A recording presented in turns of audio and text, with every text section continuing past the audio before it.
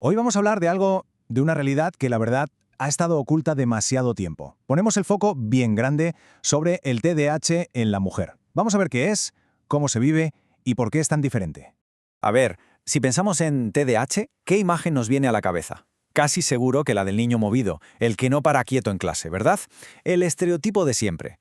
Pero la realidad, para muchísimas mujeres, es otra cosa completamente distinta. Es una lucha silenciosa, interna.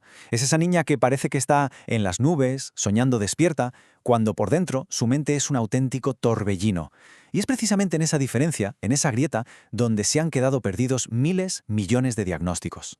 Y ojo, que esto no es solo una sensación, ¿eh? Los números hablan por sí solos y son demoledores. Durante la infancia se diagnostica a 4 niños por cada niña, 4 a 1, pero luego, de repente, en la edad adulta, la cosa se iguala, 1 a 1. ¿Qué ha pasado aquí? ¿Es una epidemia que aparece de la nada? No, la respuesta es mucho más sencilla y más dura. Las mujeres con TDAH siempre estuvieron ahí, siempre.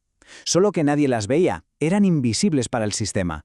Vale, pues para entender todo esto vamos a hacer un recorrido en 5 paradas. Primero veremos por qué se le llama el trastorno invisible. Luego, cómo es esa realidad tan diferente. Hablaremos de un factor clave, el amplificador hormonal. Después, de los costes ocultos de un diagnóstico tardío. Y terminaremos con la parte más importante, la claridad y el empoderamiento. Venga, empezamos. El trastorno invisible. Y la pregunta es de cajón, pero hay que hacerla. ¿Cómo puede ser que uno de los trastornos más investigados del mundo haya ignorado así, sin más, a la mitad de la gente? Pues la respuesta está en el mismísimo origen de todo. El problema es lo que se llama el sesgo diagnóstico histórico. Pensemos que los criterios para diagnosticar el TDAH se escribieron estudiando casi exclusivamente a niños varones. ¿Y qué pasa? Pues que se estableció como norma la hiperactividad más obvia, la de moverse, la de no parar, la que se ve en clase. Esa se convirtió en la referencia. Así que, si una niña no encajaba en ese molde, pues para la ciencia de la época, su TDAH sencillamente no existía. Claro, y esto nos lleva de cabeza a la segunda parte, esa realidad completamente diferente. Vamos a meternos ahora en este mundo interior para ver cómo se vive el TDAH en femenino. Porque, aunque desde fuera no se vea tanto, por dentro la intensidad es brutal. Lo que vemos aquí es que le da la vuelta a la tortilla por completo. En mujeres el TDAH suele ser sobre todo de tipo inatento. La hiperactividad no es física, no está en las piernas, está en la cabeza. Es como tener un enjambre de pensamientos zumbando sin parar. A eso hay que sumarle una auténtica montaña rusa emocional, un caos organizativo que te hace sentir que no llegas a nada. Y luego, la otra cara de la moneda. Esa capacidad increíble para meterse de lleno, para hiperfocalizar en algo que les apasiona. Claro, ¿y cómo se sobrevive a todo esto en un mundo que no te entiende? Pues desarrollando una estrategia de supervivencia agotadora, el masking o enmascaramiento. Es básicamente construir todo un sistema de trucos y compensaciones para ocultar los síntomas y parecer normal. Es agotador. Imagina tener que actuar que interpretar un papel cada minuto de cada día. El desgaste mental es titánico. ¿Y cómo se ve esto en la vida real? Pues puede ser ese perfeccionismo que te paraliza, ese miedo a equivocarte que te bloquea. O tardar, 3 horas en un email que debería llevarte 5 minutos. Es también huir de situaciones que parecen un mundo. O al revés, crear sistemas de organización súper rígidos que al final son como una jaula.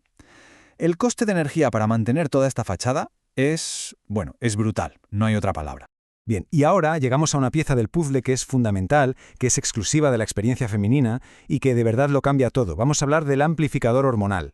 Porque la biología femenina no solo juega un papel, es que puede poner los síntomas del TDAH a todo volumen. La clave de todo este asunto es esta conexión estrógeno y dopamina. El estrógeno, que es una hormona femenina clave, digamos que ayuda a regular la dopamina. ¿Y qué es la dopamina? Pues es justo el neurotransmisor que está en el centro del TDAH, el que maneja la atención, la motivación, todo. Cuando entendemos esta conexión, de repente muchísimas cosas empiezan a encajar. Esta tabla es súper clara. A ver, cuando el estrógeno sube, en la fase folicular todo parece ir mejor. Más foco, mejor humor, hasta la medicación funciona como se espera. En la ovulación, con el estrógeno a tope, muchas mujeres hablan de una claridad mental increíble. Pero, ¿qué pasa después? En la fase lútea tardía, el estrógeno cae en picado, y con él se desploman la atención, el autocontrol, el ánimo. Es un cambio radical. ¿Y esto cómo se siente en el día a día? Pues se resume en una frase que se repite constantemente. Es que la medicación de repente deja de funcionar. Y es súper importante entender que esto no es algo subjetivo, no se lo están imaginando. Es su propia biología. Es la neuroquímica del cerebro cambiando de una forma que sí, es predecible, pero es que es demoledora. Pero cuidado, que el tema no se queda solo en el ciclo de cada mes. Esto se dispara en las grandes transiciones hormonales de la vida. Después de dar a luz, por ejemplo, más de un 70% de las mujeres con TDAH sienten que sus síntomas empeoran drásticamente. Y ya en la perimenopausia y la menopausia, con la caída permanente del estrógeno, bueno, los números son increíbles. Un 97,5% nota un empeoramiento. Síntomas que antes se podían más o menos manejar, de repente se vuelven una montaña. Y con todo esto sobre la mesa, llegamos a un punto duro.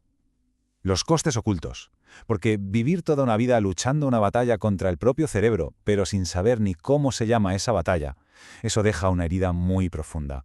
¿Qué consecuencias tiene todo esto? Pues mira, el TDAH casi nunca viene solo. Y lo que suele pasar es que se diagnostica lo que se ve en la superficie, las comorbilidades, mientras que la raíz del problema, el TDAH, sigue oculta. La ansiedad y la depresión son casi un clásico. Luego, casi la mitad de las mujeres con TDAH, un 45,5%, sufre también trastorno disfórico premenstrual, que es la versión más severa del síndrome premenstrual. Y las cifras de trastornos de la conducta alimentaria o de abuso de sustancias también se disparan, a menudo como intentos a la desesperada por calmar el caos interno. Y aún hay más conexiones que nos dejan pensando. Por ejemplo, casi un 30% de las pacientes diagnosticadas con fibromialgia resulta que también tienen TDAH. Esto es muy potente, porque apunta a una posible conexión en el cerebro, a un vínculo neurobiológico. Es como si esa desregulación del cerebro en el TDAH pudiera tener algo que ver con cómo se procesa el dolor en la fibromialgia. Vale. Después de todo este viaje que ha tenido partes complicadas, llegamos a lo más importante, a la luz, la claridad y el empoderamiento. Porque un diagnóstico no es una etiqueta que te ponen y ya está, es mucho más, es un mapa, no es el final de nada, es el verdadero principio de todo. Es el punto en el que se puede pasar de simplemente sobrevivir a por fin empezar a vivir de verdad. Pero claro, para que ese mapa sirva de algo, tiene que estar bien hecho. El diagnóstico en mujeres adultas tiene que ser meticuloso. Se necesita una buena evaluación clínica que escarbe para encontrar esos síntomas de la infancia, aunque estuvieran súper escondidos. Es vital, fundamental, preguntar por la hiperactividad de la mente y por todas esas estrategias de masking. Y por supuesto, ponerle nombre a las comorbilidades que puedan estar ahí. Porque cuando el diagnóstico es bueno, pasa algo casi mágico. Se puede cambiar la historia. Se puede dejar de mirar el TDAH como una lista de cosas que están mal y empezar a ver también sus puntos fuertes. Y los tiene. Esa creatividad para pensar fuera de la caja, esa capacidad brutal para el hiperfoco cuando algo te apasiona. La resiliencia, que es gigantesca después de toda una vida de obstáculos. Y muy a menudo una empatía y una intuición que son un auténtico superpoder. Y esto nos deja con una última idea, una reflexión final. ¿Y si nos estamos equivocando de objetivo? ¿Y si la meta no es arreglar un cerebro para que sea normal, para que encaje en un molde que no le pertenece? ¿Y si el objetivo real fuera otro?